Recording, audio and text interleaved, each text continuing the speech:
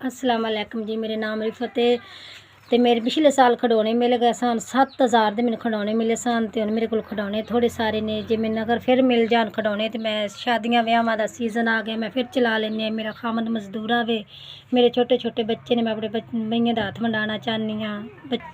मैं अपने मियाँ का हत्थ मंडाना चाहनी हाँ, बच्चों का मजदूरी करना चाहनी, बच्चे मेरा पेट पालना चाहनी हाँ। जे मैंने इस साल ही फिर खिडौने मिल जान अल्लाह करे तो मैं फिर अपने मियाँ का हत्थ मंडा सकनी हाँ। पिछले साल का 7000 के मैंने खिडौने तुसी लैके दिते गए सन। ये खिडौने ने, इन्होंने मेरा नहीं साल चल सकता।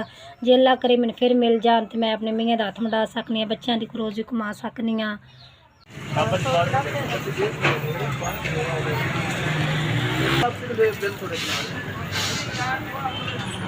एक जाली 10 वाली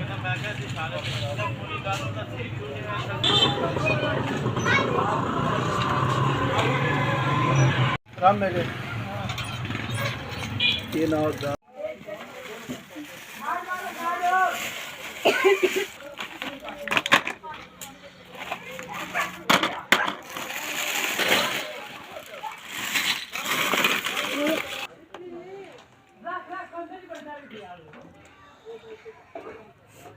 बड़ी मेहरबानी, शुक्रिया। तुसा मैंने 6000 के फिर खिडौने लैते ने। पिछले साल 7000 के लैते सन, हुण तुसा मैंने 6000 के लै दिते ने।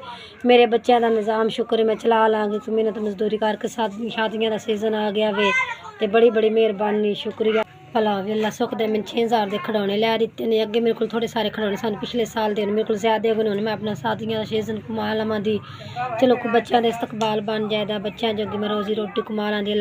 अल्लाह सुख देवे जे, अल्लाह भला होवे, अल्लाह पाक तन चोखा देवे, अल्लाह जिंदगी दे, तंदुरुस्ती दे, अल्लाह तुहाडे काम कारोबार विच बरकत पाए, अल्लाह सुना बाला देवे जे, अल्लाह किसी गल की कमी ना दे।